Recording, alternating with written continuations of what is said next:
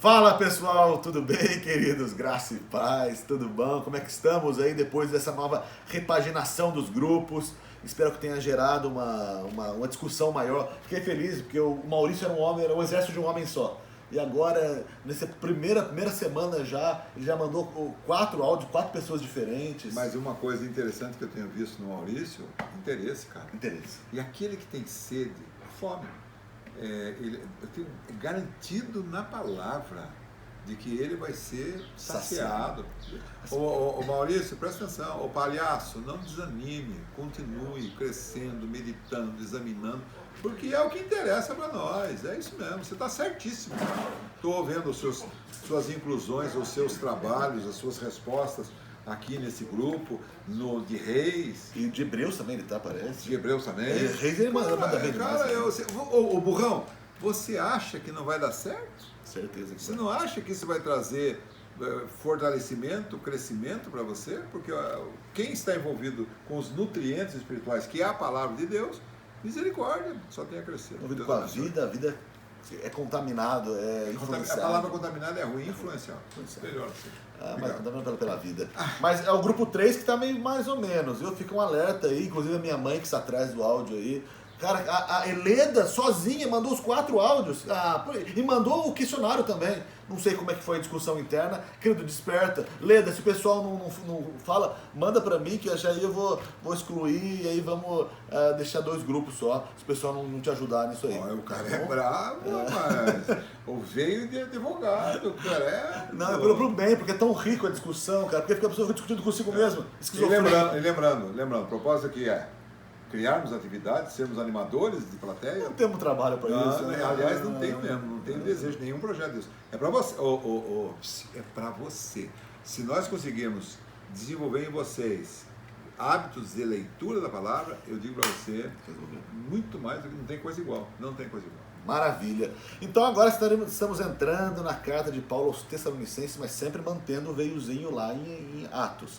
Mas vamos lá, primeira Vocês pergunta. percebem isso que nós estamos mandando pelas cartas de Paulo, e aí conforme chegamos na cidade, a gente vai entrando lá, vamos seguindo em frente. E é muito legal isso. É isso aí, maravilhoso. Muito legal isso. Então ele chegou em Tessalonicenses, por isso que a gente está lendo Tessalonicenses agora. Em seguida, se sai aí não tem carta aos bereanos, dos de Bereia não tem, mas tem o momento que ele passou lá na Grécia, Atenas. Aí então nós vamos fazer as perguntinhas lá, cara de coisa e tal. Tem coisa chique aí pra frente. Maravilhoso. Sem mais delongas, vamos lá. Primeira pergunta. Retornando à nossa segunda viagem missionária, fazer o itinerário dessa viagem até aqui, onde chegamos, Tessalônica, perdão. Então a gente vai agora ver o que o pessoal do grupo 1 respondeu sobre essa sequência de viagens, de cidades visitadas. Boa noite, Daniel. Resposta 1 do grupo 1. Retornando à nossa viagem missionária, fazer o itinerário desta viagem até aqui onde chegamos, Tessalônica. Cidade: Síria e Sicília, Atos 15, 41. Derbe e Listra, Atos 16, 1. Frígia e Galácia, Atos 16, 5. Mísia e Trode, Atos 16, 7, 8. Samotrácia e Neápolis, Atos 16, 11. Filipos na Macedônia, Atos 16, 12. Anfípolis, Apolônia e Tessalônica, Atos 17, 1. E aí, pastor Eros? Cara, qual é o nome dela? É Bebel. A Bebel? Bebel, você é exemplar, Bebel. Graças a Deus, maravilhoso. Isso mesmo. Foi lá, dedicou-se. Pegando, pensando cada cidade, as pessoas foram unânimes aí, os questionários foram legais também. E aí isso foi uma grande, várias cidades até chegar em Tessalônica aqui. Estamos aqui, só para lembrar, na segunda viagem missionária de Paulo. Isso, são 3 as viagens. Eu ainda acho que tem uma quarta escondida. Ah, é mesmo? Mas vamos ser mais realistas que o rei, né? Acho que a quarta foi para a eternidade, cara. Foi para Roma, mas já não é missionário. Né? Não é mais. Aí é de férias. Vamos lá, pergunta número 2. Após uma leitura panorâmica da primeira carta aos Tessalonicenses, na sua opinião, qual é a ênfase, isto é, a doutrina principal que você percebeu? Comentar. Essa é uma resposta um pouco mais longa do nosso irmão Ioiô, nosso irmão mais americano de todos. e vamos ouvir o que ele diz. Ele não tinha saído? E aí, Dani, beleza? Aqui é o Ioiô. Oi, Ioiô! Aqui é o do grupo 2, né? Novo grupo 2. E fiquei encarregado da pergunta número 2, que era para dar uma lida em Tessalonicenses e falar sobre a doutrina principal, né, da carta. E a doutrina principal é o chamado da santificação, né? Primeiro Paulo vai demonstrar todo o zelo dele com os irmãos, né?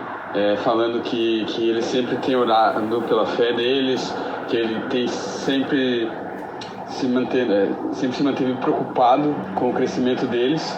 E também foi uma preocupação, né, que ele achou que possivelmente eles poderiam ter abandonado a fé, que ele mandou Timóteo para averiguar como a situação estava lá. E depois Timóteo traz boas notícias para eles, né, e ele fica muito feliz.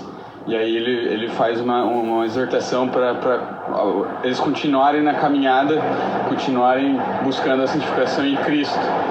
E aí ele também vai falar da questão dos irmãos que já morreram, né, e da volta de Cristo, que não é para a gente desanimar com os irmãos que morreram, porque Jesus vai vir do céu e eles vão subir primeiro e a gente vai encontrar eles no alto.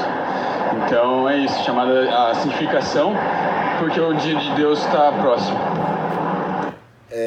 Muito legal, mas ele não sabe, saiu do Conexões. Eu acho que ele deve estar apagando o fogo lá na Califórnia, por isso está ofegante, com barulhão. Caramba, Eu acho que era possível. Tudo bem com você, cara? E aí, pai, essa questão é uma questão meio que foi meio dividida, que depende da leitura, o irmão tem um foco maior. Mas qual que eu acho que você achou o foco mais importante dessa? Não, são vários, mas eu acho que ele falou, aliás, nesse questionário, tem duas perguntas que elas são próximas, é verdade. Mas é verdade, a respeito da volta de Jesus, só para ontem, você viu ontem na pregação? Vi tudo a pregação. Aqueles que já morreram em Cristo vêm com o noivo. Ah, você falou de 3 grupos, né? Isso. Aqueles que, agora mencionando 2. Aqueles que morreram em Cristo, eles vêm com o noivo. E aqueles que não morreram, que estão aqui, que vão ser arrebatados, seguem com a noiva. A pergunta é e aí encontra. É pouco para você isso? Caramba! Vem com o noivo, vai com a noiva. E aí as bodas do cordeiro. Vai, pelo amor de Deus, você acha que isso é pouco? Você vai acompanhar quem nessa viagem? Eu estou achando. Agora que. Estão falando que Jesus vem logo. Eu estou achando que tem coisa estranha aí. Mas eu acho que ainda que eu parto e eu venho com o noivo. Aleluia! Eu venho com o noivo. Você que vai se encontrar comigo lá nos ares, você olhe bem que eu estou lá, meu Deus do céu, eu estou com o noivo, eu venho com o filho, isso é real. Medo de morte por quê? Não tem morte, não existe morte, para quem crê não passa pela experiência da morte, Aleluia. Passa pela experiência de revestimento de vida. Aleluia, que legal. Mas falou, tudo bem, é isso mesmo, isso aí, mas a outra vai corroborar, vai junto, mas tá bom. Vamos lá, bom demais. Pergunta número 3, segundo a tradição, qual das cartas foi a primeira escrita? E em que base você se apoiaria para essa afirmação?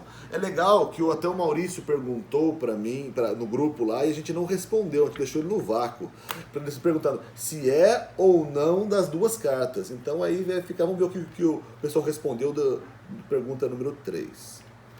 Oi, Daniel, aqui é a Leda e eu estou mandando esse áudio para responder a questão 3.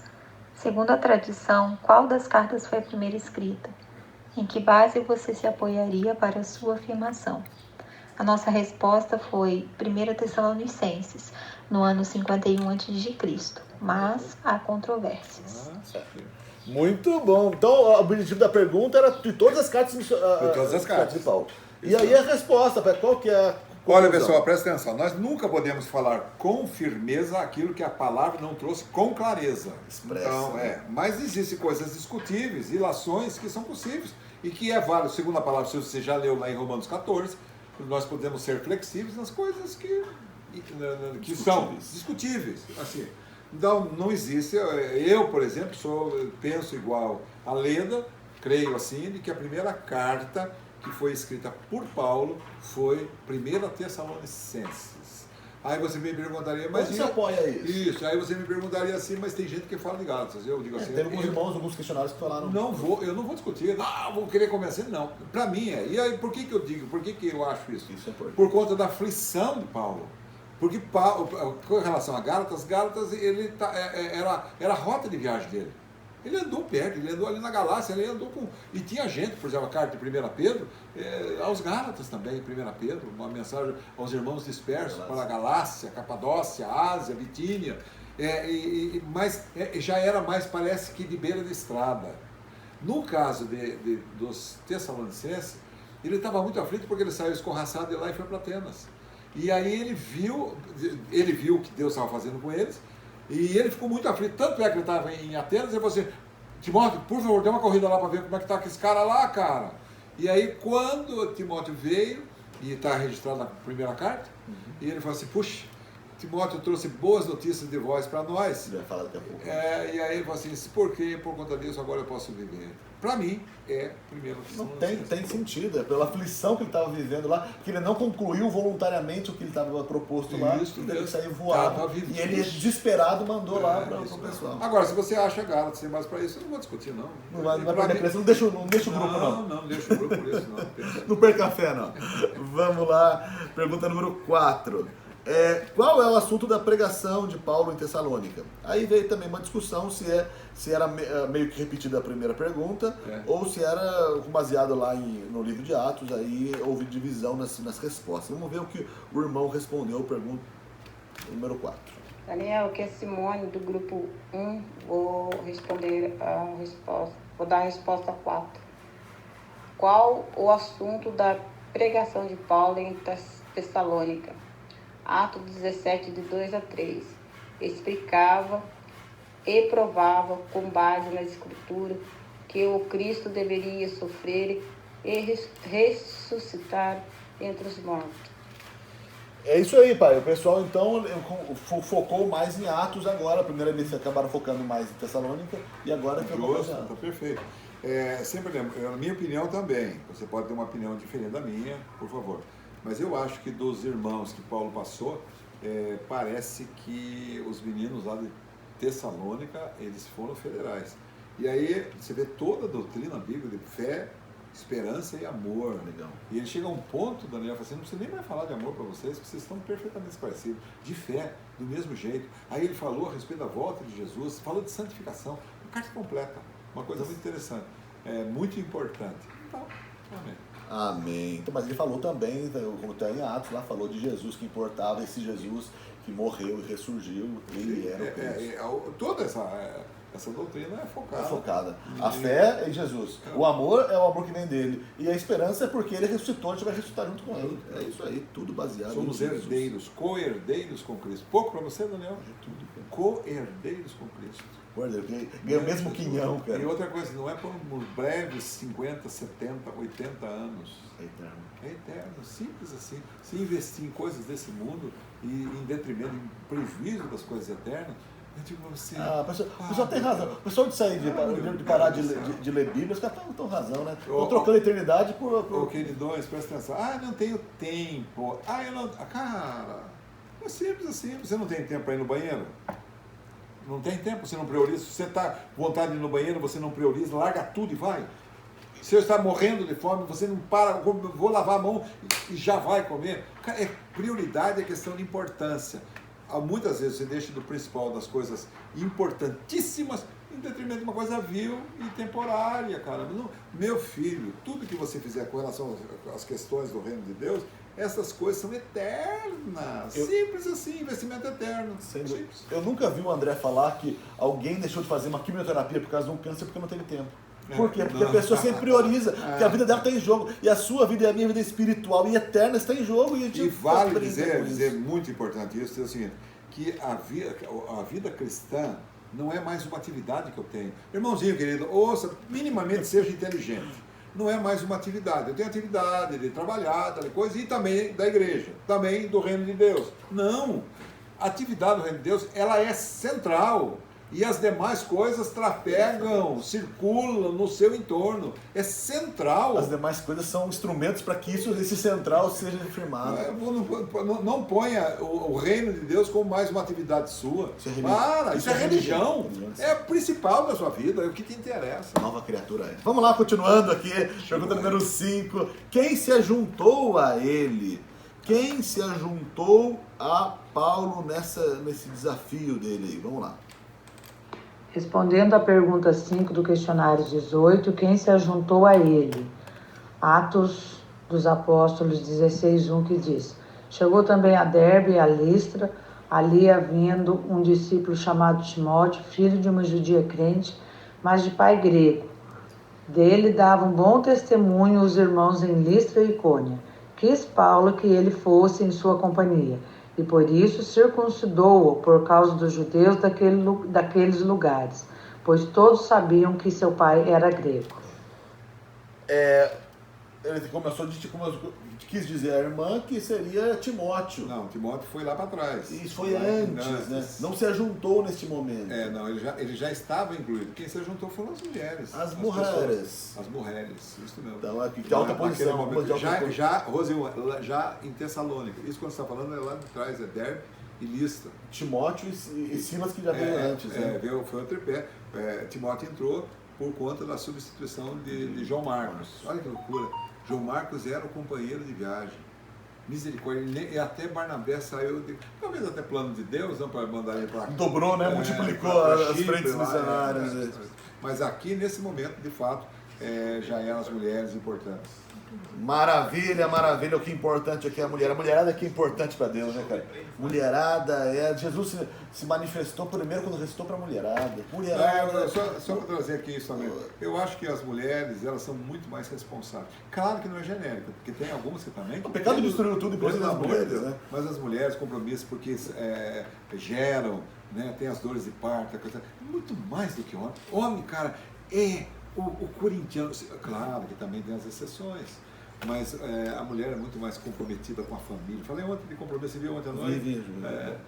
Fiel aos compromissos, às alianças, aos votos, ao juramento, muito mais. Não é genérico, porque tem mulher também que, pelo amor de vocês... A beleza está em Jesus, né? Lógico, mas como que Deus valoriza? O maior discurso que a Bíblia coloca é do João 4, e a maior conversa com uma mulher. Não, Jesus. E sempre lembrando isso, que a manifestação da vida de Jesus na minha vida. Isso tesouro em vaso de barro, né? Tesouro em vaso, isso. Está lá em 2 Coríntios 4. Pergunta número 6. Quais os que se opuseram a Paulo? Vamos ver aqui. Sempre tem oposição, né? A vida cristã é uma loucura, porque o mundo não... Se não conhecer o mestre, não vai aceitar também. Nosso grupo também ficou responsável pela questão número 6. Quais os que se opuseram? A nossa resposta foi os judeus desobedientes.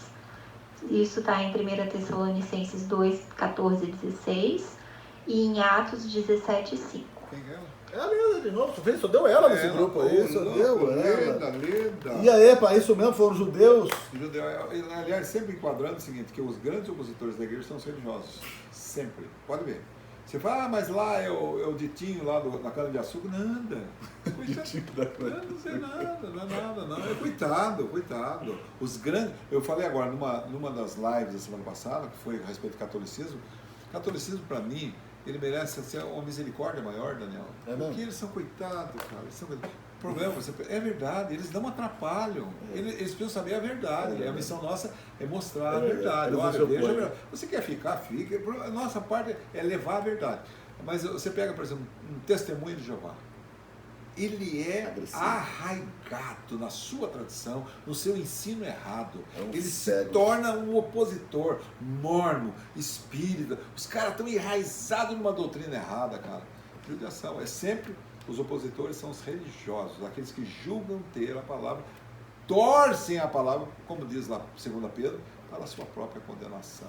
Muito, é sempre os religiosos, né? Sempre você diz que as maiores ofensas que você recebeu foi dentro do próprio... E lembra, é verdade mesmo, eu trabalhei tantos anos na CBHU e por todo mundo, as maiores ofensas foi dentro da igreja, irmãos. Mas aí você fala assim, senhor, pesa a mão sobre esses palhaços. Não, é a palavra de Pedro também, lá quando ele fala assim, Alexandre o Latoeiro causou-me muitos males, ele era de fora da igreja. Paulo, Alexandre o Latoeiro causou muitos males, o Senhor lhe pague segundo as suas obras. Quando ele fala assim, todos os irmãos me desampararam, ele diz assim, que esse pecado não lhe seja imputado. Então eu acho, irmão, errou, pisou, mas que isso não seja imputado, né? Misericórdia. Agora, o que é religioso, que só que atrapalha, eu poderia dizer, como Paulo disse para Alexandre o Lotoeiro, que eles recebem segundo as suas obras. Como que os discípulos falaram, quer que a gente ore para descer fogo? Vocês não sabem do espírito que vocês são. Não é. Vamos lá, pergunta número 7. Qual foi a casa de apoio que Paulo se hospedou em Tessalônica? Você tentaria explicar essa proximidade? Vamos ver aqui o que o irmão respondeu. Pergunta número 7. Questionário 18. Pergunta número 7. Qual foi a casa de apoio que Paulo se hospedou em Tessalônica? Você tentaria explicar essa proximidade? Resposta. Atos 17:5. A casa de Jason. Romanos 16:21. Ele era seu parente. Obrigada, bom dia. Eu acho que essa é Dalva, pai. Eu acho. E aí, tá certo? Certinho. Jason mesmo? Jason. Tem um pessoal que a Bíblia pouco fala.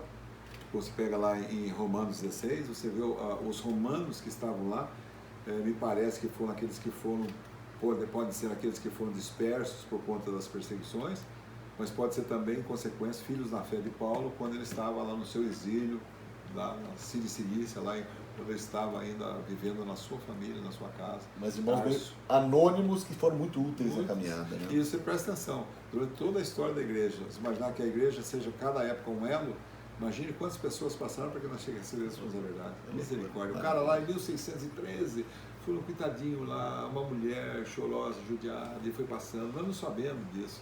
Mas para chegar a palavra até nós, muitos foram os intervenientes. Isso é uma verdade, isso é uma verdade. Pergunta número 8. Por que este homem hospedou Paulo, Silas e Timóteo, como também chegou a pagar até a fiança? Vamos ver aqui a resposta do áudio. Resposta da questão número 8. Em Atos 17:9 está escrito que Jason e outros pagaram a fiança. E em Romanos 16:21 afirma que Jason era parente de Paulo. É isso mesmo? Exatamente. Próximo, né? Ele pagou a fiança por ser irmão em Cristo também, por ser parente. Maravilhoso. No número 9, Paulo já não mais estava em Tessalônica quando mandou Timóteo para vê-los. Qual foi a notícia que ele trouxe quando voltou? Vamos ver aqui a resposta. Agora eu vou mandar a resposta da questão 9, que também foi incumbência do nosso grupo. Paulo já não mais estaria em Tessalônica quando mandou Timóteo para vê-los. Qual foi a notícia que ele trouxe quando voltou? A nossa resposta foi a seguinte. Timóteo trouxe a notícia acerca da fé dos tessalonicenses, que estavam unidos e firmes na fé, bem como a manifestação do amor fraternal destes irmãos. A referência 1 Tessalonicenses 3, 6-8. É isso mesmo, pai? Ele trouxe boas notícias para Paulo? Ele estava muito aflito, por isso que eu falo da agonia de Paulo. Ele falou ele estava em Atenas, Timóteo, dá uma corrida lá e vê lá, que estou preocupado com aquilo. E aí ele foi, Paulo trouxe boas notícias, ele falou assim, puxa, está lá no texto, puxa, você trouxe boas notícias, agora eu vivo. Se vocês estão bem, olha o amor, se vocês estão bem, agora eu estou sossegado. Maravilha. Paulo amava mesmo, Paulo não tinha interesse nenhum não ser um sucesso. Paulo, para mim, é um monstro, espiritualmente falando. Maravilhoso. Última pergunta, derradeira. Ficou inclusive a última pergunta, era para todo mundo mandar. Eu acho que o grupo 1 não me mandou respostas. Me mandou e eu não vi, me perdoe, mas eu acho que o grupo 1 não me mandou. Pergunta número 10. Na primeira sessão da carta aos Tessalonicenses, Paulo se desemboca em elogios. Você poderia mencionar quais? Vamos ver, 2 grupos mandaram. Quais são eles? Respondendo à questão 10 do questionário 18. Na primeira sessão da carta aos Tessalonicenses, Paulo se desboca em elogios. Você poderia mencionar quais? A resposta se encontra em 1 Tessalonicenses, capítulo 1, versículo 3, que diz assim: lembrando-nos sem cessar da obra da vossa fé, do trabalho da caridade e da paciência da esperança em nosso Senhor Jesus Cristo, diante nosso Deus e Pai. Beleza, vamos ver outro grupo. Agora a questão 10. Na primeira sessão da carta aos Tessalonicenses, Paulo se desboca em elogios. Você poderia mencionar quais? A nossa resposta foi a seguinte. Paulo elogia o sucesso do evangelho em Tessalônica, o amor dos irmãos uns para com os outros, a paciência e a esperança em Cristo, a postura dos irmãos, imitadores de Cristo, sendo exemplo para outros fiéis, fazendo alusão à fidelidade deles. 1 Tessalonicenses, capítulo 1, versículos 3 e 6 a 8. Ainda, em 1 Tessalonicenses 2,20, Paulo afirma: na verdade, vós sois a nossa glória e gozo. E aí, pai, tá certo? Esse Maravilha. pessoal aí respondeu? É isso mesmo, rapaziada. Me parece mesmo a respeito de 1 Tessalonicenses e 2, de Tessalônica. Era um pessoal muito... Primeiro, pessoa, cada um tem uma característica. Por exemplo, Filipenses, eles eram muito pobres, mas muito fiéis. Eles queriam ajudar. Com rogos, eles pediam assim para que fossem ajudados. O caso de Tessalonicenses me parece uma igreja completa. No meio de aflição, de dores, de oposição, de idolatria, de tudo mais, eles vêm, aí ele fala a obra da vossa fé, certeza, o negócio de amor, ele diz lá 3 coisas que ele diz: firmeza de esperança, obra de amor, e vai estar confuso, mas é logo no começo está aí. Mas perfeitos, uma igreja que veio com tudo. Eu acho que isso deva ser um exemplo para todos nós, Daniel. Amém. Veja bem, nós estamos de caminho para a eternidade. À medida que eu creio nisto, eu me perfilo de uma maneira diferente no exército. Se eu acho que ele tarde vem, ou se o meu Senhor demora muito para vir, eu posso pescar, eu posso fazer algumas coisinhas assim para mim mesmo. Mas eu acho que pela brevidade de tudo, pelo prazer da palavra, né? Pelo prazer, o exercício, o contato com a palavra, essas coisas vão nos tornando cada vez mais nobres, cada vez mais firmes, cada vez mais perfeitos, firmes mesmo. Isso muda tudo. Eu tenho uma esperança muito legal. Eu sei que, infelizmente, o processo passa por uma depuração. Infelizmente. A gente começa um grupo grande, você vai vendo, e cada um se justificando, mas entenda, não é para nós, entende isso? Você que está aí, que você tem permanecido, eu acho que seria muito importante para você permanecer fiel à leitura da palavra, então, porque todo projeto é levar os irmãos à disciplina de leitura da palavra. Buscar encontrar o prazer na palavra. Eu amo a palavra. Alguém vai falar assim, alguém poderia dizer: você acredita que porque você lê muito a Bíblia, porque você lê a Bíblia, você está salvo? Não, é que eu tenho prazer de leitura. Eu tenho prazer de leitura. Eu me perco lá no mundo prazer de leitura da palavra, porque qualquer outro livro tem prazer nenhum. Não, e para lembrar que eu não leio nada, eu só leio a palavra. Eu não tenho tempo para leitura. Eu acho que seria até um infiel se fosse ler outros livros. Embora que tenha irmãos muito abençoados, né? Sem dúvida. Amém. Queridos, valeu muito. Espero ser a primeira de muitos desse grupo aí. Cada vez se fortaleça mais. Amamos vocês. Tamo junto além da vida. Beijão, queridos.